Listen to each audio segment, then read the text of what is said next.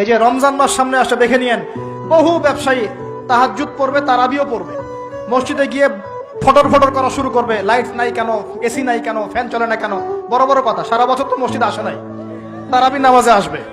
আবার দেখবেন অনেকে সারাদিন তো মসজিদ নাই, জুমার দিনে যায়, জুমার দিনে গিয়ে বলে এই ইমাম সাহেব ওটা করেন নাই কেন, এই মুয়াজ্জিন সাহেব এটা করেন নাই কেন। আছে না এমন লোক? এই শ্রেণী মানুষ আছে দেখবেন, এরাই ফটর ফটর বেশি করে রমজান মাসে। রমজান মাসে দেখবেন নামাজে তারাবিও পড়বে, মাপেও কম দিবে। এরকম লোক আছে না? মাপে যারা কম দেয়, এই পাপের কারণে সমাজের মধ্যে দুর্ভিক্ষ নেমে আসে। আমাদের অর্থনৈতিক অবস্থা এমন জায়গায় দাঁড়িয়ে আছে না, দুর্ভিক্ষ যদি চলে আসে অবাক হওয়ার কিছু নাই। দুর্ভিক্ষ চলে আসলে আপনার অবাক হতে পারেন, আমি অবাক হব না। এমন একটা জায়গায় দাঁড়িয়ে আছে, এমন একটা জায়গায় দাঁড়িয়ে। এবং রমজান, এই রমজান মাসে এমনি তো দ্রব্যের দাম বেড়ে যায়, এবার যার কি হবে আল্লাহ ভালো জানে। আমার মনে হয়, আমার ভয় হয়, একদম নিম্নবিত্ত মানুষ যারা এবার রোজা রেখে ইফতার যখন করবে তখন হাত তুলে আল্লাহর কাছে বদদোয়া করা শুরু করবে। এটা আমার ভয় হয়। এবার অপেক্ষা করেন, দেখতে থাকেন সামনে কি হয়। প্রতিটা পণ্যের দাম অলরেডি বাড়া শুরু হয়ে গেছে। কিছু কিছু বৈশ্বিক কারণ আছে, এগুলোর কারণে যেমন বাড়ছে, আবার কিছু কিছু আমাদের নিজস্ব মানবসৃষ্ট কারণ আছে, এই কারণেও বাড়ছে। মানবসৃষ্ট কারণগুলো বুঝতে হলে আপনাকে বেসিক কিছু অর্থনীতি বুঝতে হবে। এটা পড়াশোনা করেন, দেখবেন আমি গত লেকচারে বলেছিলাম। আল্লাহ রাব্বুল আলামিন আমাদের সবাইকে হালাল খাওয়ার তৌফিক দান করুন।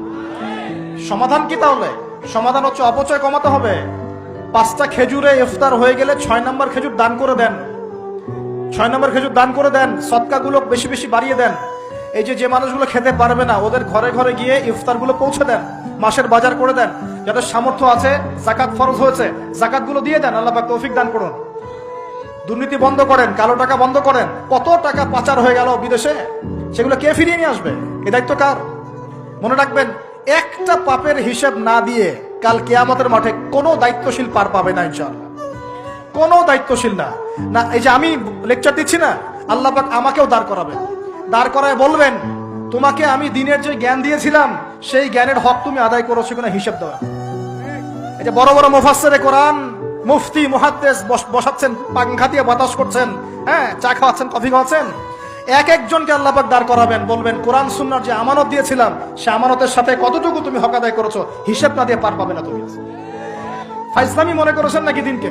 ঠিক একই ভাবে সমাজের, রাষ্ট্রের দায়িত্ব আল্লাহ পাক যাদেরকে দিয়েছেন, এক একজন ব্যক্তিকে আল্লাহ পাক দাঁড় করাবেন। দাঁড় করে জিজ্ঞাসা করবেন, কোন কোন জনগণের কোন কোন হক তুমি নষ্ট করেছো, কার কার হক দিয়েছো, কার কার দাও নাই, সবার সামনে হিসাব দাও, তারপর জান্নাতে যেতে পারবে। এত সহজ না।